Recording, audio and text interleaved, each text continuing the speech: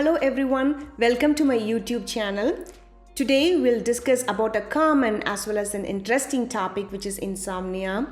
Sleep is such an essential thing that we all need a good restful sleep. So insomnia would be they will have either difficulty in falling asleep or staying asleep, or even if you had a good night's sleep, the next day when you wake up, you don't feel refreshed. So how many hours of sleep is ideally needed or essential for us, right? So children need 9 hours of sleep for their growth and development. On an average for everyone, I recommend 7 to 9 hours of good night restful sleep. Why sleep is important, right? So if you don't have a good night's sleep, it's hard or difficult for us to focus on things and our ability to perform at our job as well as carry out our responsibilities. Some of them we also get more anxious or stressed out if we don't have a good night's sleep. So a lot of research and studies are saying that body's healing is also promoted by good night's sleep. And I have seen patients that even though they are on a good weight loss journey, they have been doing all the right things. If they don't have enough good restful sleep, it's so difficult for them to accomplish the weight loss in their journey. And I also see that diabetic patients, it's difficult to control their blood glucose if they don't have a good restful sleep.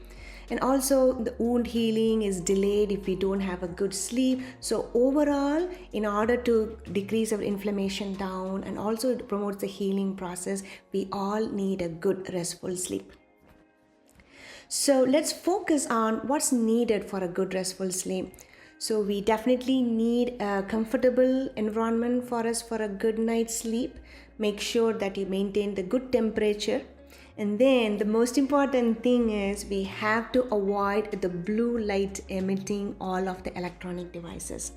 So all the electronic devices emits the blue light and that can affect our sleep. So our usual recommendation is anyone who using these electronic devices, they have to avoid these 1 to 2 hours before going to bed.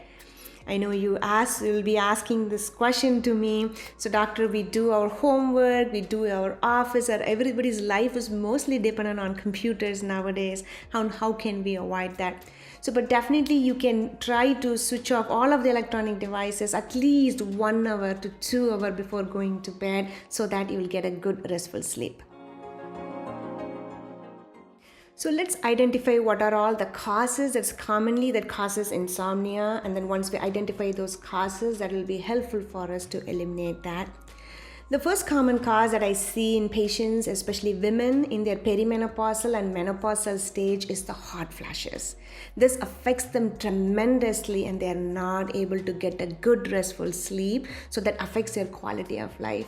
Especially I see that women, especially in their 40s and 50s, they are in their higher point in their career life. They have a lot of responsibilities at home. Their kids are growing. They take care of the elderly parents.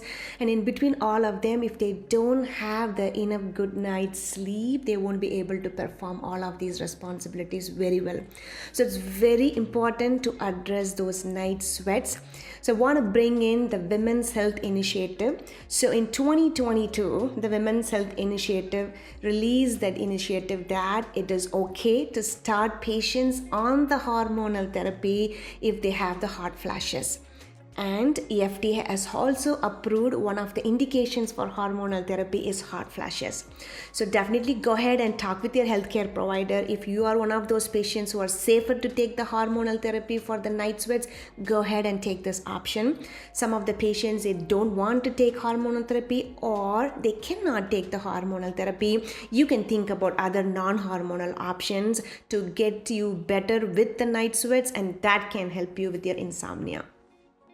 The other common cause I see is the acid reflux or heartburn or burning sensation. So patients, when they go to bed, they feel this acid is coming to the back of their throat, and it also causes this irritation in the back of the throat. They have this dry cough and they are not able to sleep better at all. For those patients, identify that it is acid reflux, go ahead and talk to your healthcare provider, and once they help you treat this acid reflux, you will be able to get better sleep. The other common cause I see is allergies, right? The allergies, they also causes a tickle in the back of the throat, and patients have this dry cough and then they are not able to sleep well, and that's also completely treatable. Go ahead and talk to your healthcare provider so that your allergy symptoms are taken care of, and that'll help you to take care of the insomnia. And then there's a lot goes on sleep apnea, right? A lot of our patients, we are also started to see sleep apnea symptoms. So some patients, when they snore, they have pauses or their breathing stops for few seconds. And then they wake up in the middle of the night gasping for breath, and those are the patients whose sleep is also affected. And if you are one of those patients who have excessive daytime sleepiness, or if you feel that even if you have slept for long hours during the nighttime and then you wake up, you don't feel refreshed at all, then that could be an indication that you may be having sleep apnea. And that's an indication for you to go and talk to your healthcare provider so that they can help you identify the sleep apnea, and then also they can help you with the insomnia by treating the sleep apnea. And then the other common causes a lot of us and many of us we go through is anxiety as well as stress, overwhelming things. And patients say me, oh doctor, I cannot sleep just because I have these racing thoughts, I have these negative thoughts, I cannot switch off my brain, or I cannot turn off my brain, and then I cannot have a good night's sleep. So what do we do for that? So the best thing for that is cognitive behavioral therapy. It's called CBT. So you can talk to your mental health provider, a psychiatrist or psychologist or therapist, and they'll be able to provide you a CBT techniques.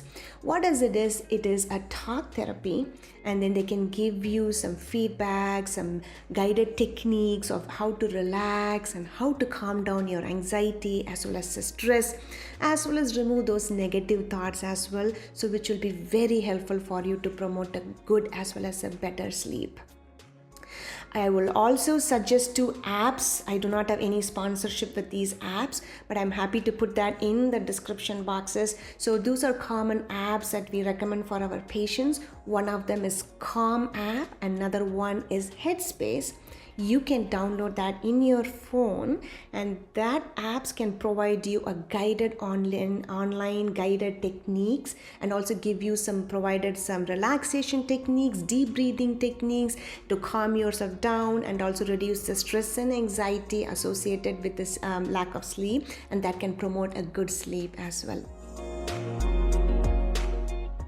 So the next question that commonly patients ask me is, what are all the supplements that can be helpful for sleep? The first common one is melatonin. So melatonin is a natural hormone that is produced by our brain that promotes us the sleep. So patients can take the melatonin. Before taking it, make sure to contact your healthcare provider and find out the right dose for you. Patients, especially who are having jet lag or traveling, they tend to take this melatonin, and that is very helpful for them. The second common supplement is magnesium. So magnesium has got 2 effects. One is it has got a calming potential. The second is it also promotes the melatonin production, and that's why it gives you a good sleep. The same thing, so talk to your healthcare provider and find out the right dosage of supplement that you should be taking, and depending upon that you will be able to take this over-the-counter magnesium supplement. Sleep is a natural process. So the first one would be to identify the causes for your insomnia. Second is you can try the supplements or the cognitive behavioral therapy or these apps, and definitely that will be helpful for you to fix your insomnia. But don't forget your sleep hygiene techniques.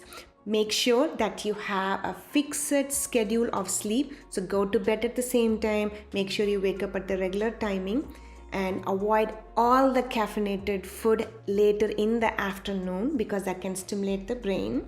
And another thing is avoid alcohol, stop smoking, and avoid any rigorous exercises. The regular exercises are okay later in the evening, but if you are doing any rigorous exercises later in the evening, it promotes the secretion of endorphins, and that can overstimulate you, and that can also cause insomnia. So any lighter exercises at the end of the day will definitely be helpful for you. Make sure to avoid excessive daytime nap. Even if you want to take a daytime nap, make sure you do not take more than 15 to 25 minutes because the longer daytime nap can also affect your nighttime sleep. I hope you like this video, and please do leave your comment if you have tried cognitive behavioral therapy or the supplements, the apps that we discussed, or if there are any other resources that you had tried and that gave you a good restful sleep. Thank you for watching my video, and if you have not subscribed, make sure to subscribe my channel so that you'll get a future updates. Thank you.